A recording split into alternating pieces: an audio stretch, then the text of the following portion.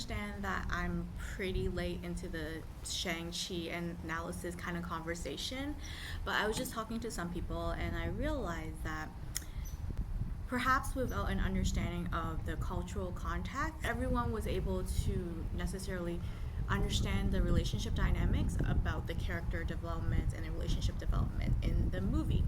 For example, one of the main things I thought was very different in how I viewed the movie and how other people that didn't have the cultural understanding viewed it was that I didn't see Wenwu as a villain at all. I saw him as a really loving father, is obviously also a grieving widower. Hi, my name is Cymone. Welcome to my channel. I have more than 18 years of experience bridging the cultural context between generations in Chinese families in North America. So if you're interested in getting more insight on a cultural understanding of Wenwu's psyche and how that contributes to a different understanding of him as a father figure in the Shang-Chi movie, stay tuned. Like I was saying before, I have a lot of experience working with Chinese families in North America, helping to bridge the cultural gap between the generations, and it was from that lens that I was watching Shang-Chi actually. And so the family dynamics and the misunderstanding between the two generations wasn't really surprising for me because it was actually really reflective of a lot of real life issues that a lot of immigrant families between the two generations, the love language is very different. The two generations have very different expectations. So first of all, I just really want to start out by telling you how much I was looking forward to watching Shang-Chi.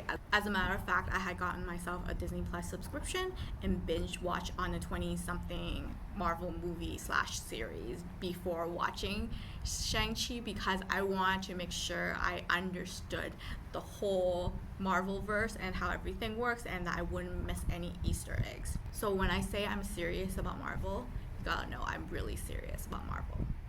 Secondly, you cannot be a bigger Tony Leung fan than I am. Yes, sir. One of my earliest childhood memories is reciting all the lines to a TVB series, meaning like a TV series in Hong Kong where Tony starred in. Because seriously, even before he was an international movie star, he was huge. Everyone knew he was going somewhere, and even as a child, I was a major fan. 喂，高佬全咧？高佬全，高佬全。 And then, of course, there's Simu. Is everyone okay? No. He's charming. I will owe you big time. He's trying to be better than he is. So you jab the anus for fun? It's just a quick little poke in the bum that Korean guys do to each other, like at church. I'm not As a proud Torontonian, I was just so excited to see him on the big screen. And seriously, he totally delivered above my expectations. You okay? And then, of course, there was Fala Chen. Again, another one of the TVB trained actresses. TVB is known in Asia as if you can get through TVB series, the type of training they go through in order to train their actors and to be a part of that industry, you can get through anything. And definitely just so proud of Fala and watching her grow through the years. And yeah, we're kind of the same age, so it was just really cool to see her success as a fellow Asian woman and being recognized on an international stage like that. And you know what was very impressive was Tony Leung's English. When I realized that his voice wasn't dubbed, I was so impressed because the thing is, Tony Leung actually had to drop out of school at the age of 15 to support his family. And although Hong Kong used to be a British colony, most people weren't really fluent in English at all. It's totally typical of Tony's hardworking character, that knowing that he worked really hard through the years as he was getting ready for this international stage, that he would be ready. And yeah, just something just so inspiring for all of us to just, even before your season and your time, to build that foundation and to get ready for the promotion that is to come. And that's just very inspiring for me. So air pumps to Tony Leung for all your hard work and dedication that definitely brought you the success that you deserve today. And also air pumps to you over here. Whatever thing that you're working on, that you're slowly trying to learn or build up, and you're kind of feeling like no one's seeing the progress. You know what? One day when you need it, you'll be grateful that you took the time to build yourself up to be ready for the stage that is waiting for you to enter into, just like Tony Leung was for so many years. So on to the movie analysis. One of the most repeated scenes in the movie was Wenwu holding baby Shang Chi, and you could just see the demeanor in his facial expression and his body language was just a completely different person than from when he was the emperor, the one that was all powerful and full of strength. So you could see that for the love of his wife, for the love of his family, he was willing to give up everything, literally everything, so that he could live a normal life with them. As normal as you can live in a secret island somewhere in a big castle. But anyways, as normal as a life as someone who's been emperor for like thousands of years know how to live a normal life. And you could see that they were trying to live as minimally as a 1,000-year-old emperor would know how to, because when the enemies came, there were literally no servants around to even like usher in the children to keep them safe or anything. It was just mom with Ling and Shang Chi while Wenwu was out hunting or gathering wood or something. So they were determined to live a normal life. So can you imagine the grief of Wenwu when he lost his wife, the only person that ever touched his heart in over 1,000 years? And I mean, with a man with that much power and strength and money, he could get any woman he wanted, but in 1,000 years, the only person that ever made him feel like he was alive without needing the power and strength that the rings gave him was Shang-Chi's mother. So the grief of losing that beautiful wife, the beautiful wife that left everything, her almost like goddess status as the guardian of Taolu, and that he wasn't able to protect her. Can you understand that grief and that devastation of realizing that because you've searched literally 1,000 years and never was able to find anyone else, you know that there's no one else on earth for you but this person that you had just lost. It was such a beautiful love story. How can you not feel the pain and grief of Wenwu? And like any old-fashioned man, regardless of ethnicity, it's just not a thing to show your vulnerabilities, especially when you just lost your wife and you're supposed to be sole caregiver for your children. You want to give off that strong image so that the children will feel safe. It was traumatic. It was a hugely traumatic experience for the whole family. Not just for Wenwu, it was traumatic for Shang-Chi and Ling that had to witness all of that. And honestly, they should all go to therapy, but they didn't. And they all expressed their grief in different ways.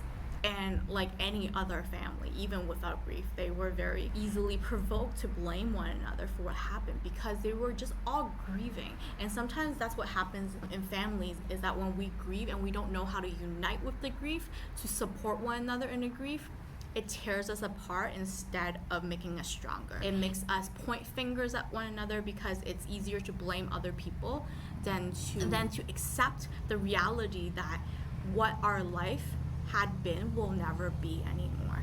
But in addition to that, you have to understand Wenwu's character psyche. He abandoned his old life of power and strength and empire building and all that stuff. But when he lost his wife, it was like he lost his anchor. And just like many of us in life, when we lose something that's so important to us and we go through something so traumatic and we lost the anchor, the thing that kept us grounded and knowing who we are and how we want to live our life, we resort to old habits, old patterns that are probably not the best coping mechanisms. And for Wenwu, that meant just going back to the old way of building up his glorious empire. But this time, the motivation for growing the empire is a lot different. With his wife gone, the growing of the empire was the way to protect the family, to fight for the family, to provide for his family. It was probably in his psyche to believe that if he had his empire, his enemies would not have been able to attack his family as easily as they were able to, because they were essentially defenseless against them. Almost right away, the first thing he did was to groom his son to be ready to take over the 10 rings and the empire as he grows up. And I know that it was very difficult for the two children to understand, because as a child going through something so traumatic as losing your mom, it was already difficult to process, and to see the character shift in your dad so suddenly. They saw a lot of the reactions of their father as rejection. For example, Ling just thought her father wanted her to be invisible and forget totally about her. But in her conversation with Katie, her father had actually told her that Ling really reminded her of her mother. And what that actually meant, in not so many words, is that I want to protect you the way I never got a chance to protect your mother, and that is why I'm keeping you away from the fighting scene. He had probably had this idea that if his wife didn't have to fight his enemies, then his wife would still be around. So likewise, in order to protect his daughter from the attack of the enemies, he was going to keep his little girl away from the whole fighting scene, because he couldn't protect his wife. So now he's working extra hard in this non-communicative way to protect his daughter. So although Ling saw it as a rejection that she was not allowed to train with her brother, understanding it from a 1,000-year-old man's perspective, he probably thought he was protecting his little girl, that it was the man's duty to protect the women in the family. And I am not in any way condoning the way he was treating his daughter, but I'm just saying that maybe in the only way that Wenwu knew how to, he was trying his best to protect his daughter, that he was keeping her safe by being at home with him, away from the revenge scene. Where, because the thing is, if he really just considered her to be invisible and just out of sight, out of mind, he probably wouldn't even have noticed when she ran away from home, right? And there's a part of me kind of wondered, her being a young female teenager out in the world alone, building her empire so quickly within 10 years to be so huge, I wonder if Wenwu actually secretly had a hand in all of that, and that was his way of providing for her and supporting her and protecting her and allowing her to grow in her skills. I don't know, just food for thought, throwing it out there. What do you guys think? As for the relationship dynamics between Wenwu and Shang Chi, it was even more obvious to me that Wenwu was such a loving father to Shang Chi. I mean, I know they said some really harsh things and blaming things to each other, but the reality is they never really processed the grief and the trauma of what happened in that family. And seriously, when you were watching it, weren't you a little bit traumatized too? I know I was. It was like a picture perfect family fairy tale until, the mom died.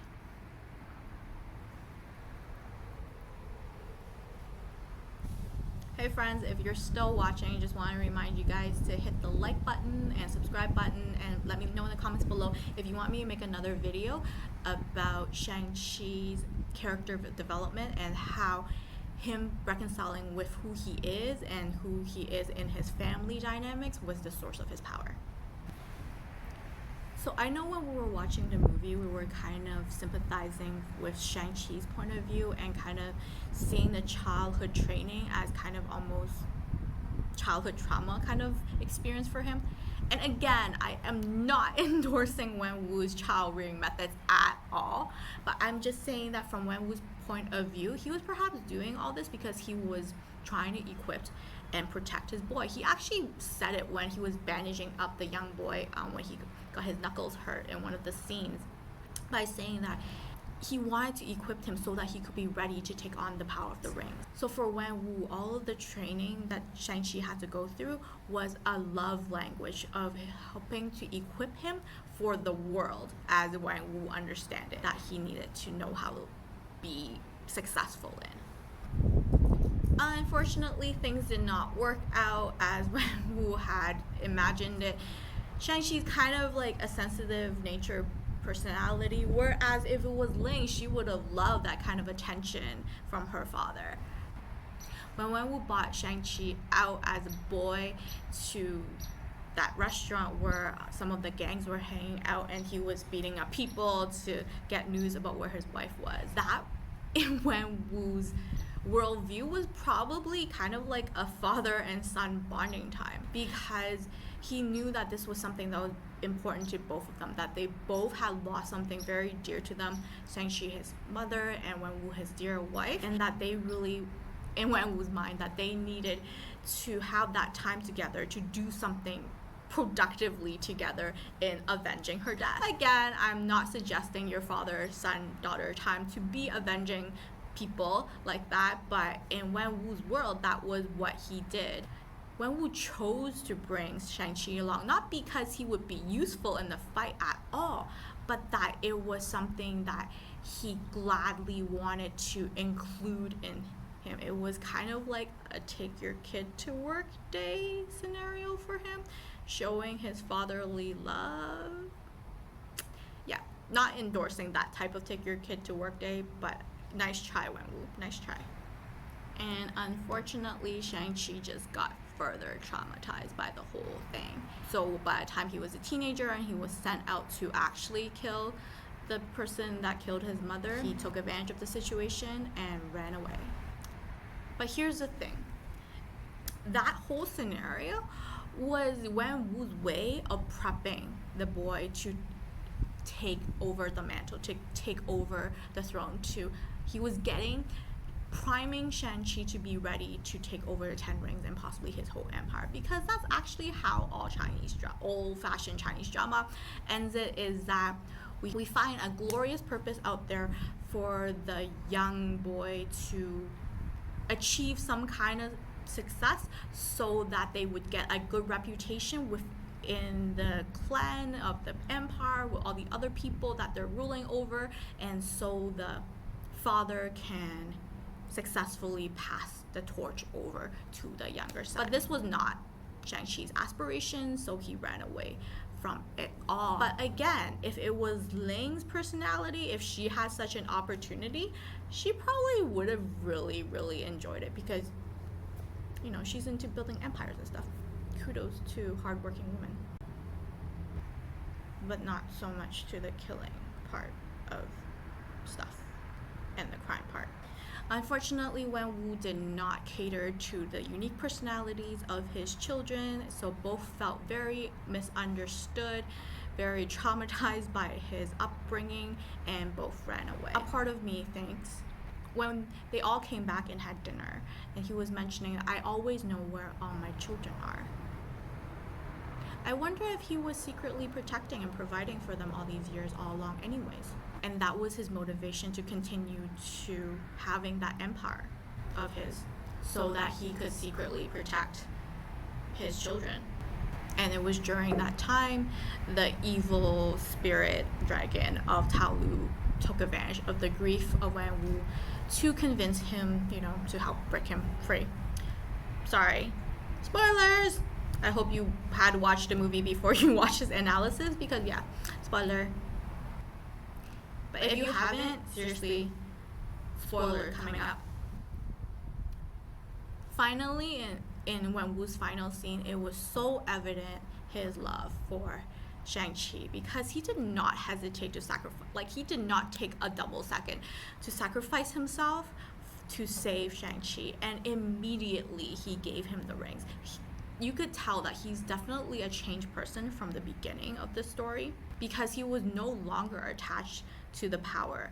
The power and strength the rings gave him was only now useful in protecting his family, and that's why during the last moments, as his soul was being devoured by the evil spirit of Ta Lu, whatever that guy's called, he quickly gave up the 10 rings so that Shang-Chi would continue to be protected by the 10 rings. So you can see that his value towards the 10 rings had already dramatically shifted since the beginning. In the beginning, it was to build his own empire, it was for his own power, for his own strength.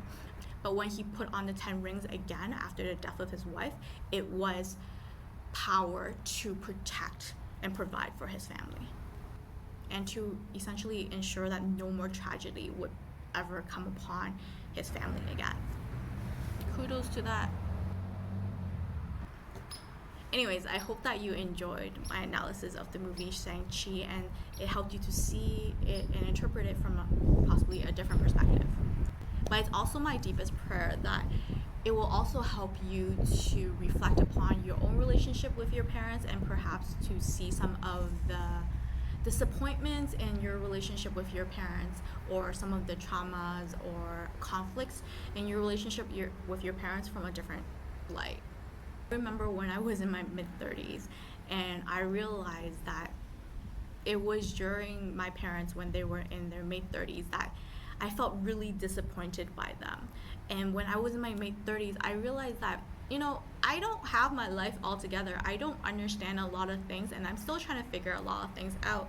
And if I had a child kind of in almost teenager, preteen, looking up to me, I'd probably be pretty disappointing to them too.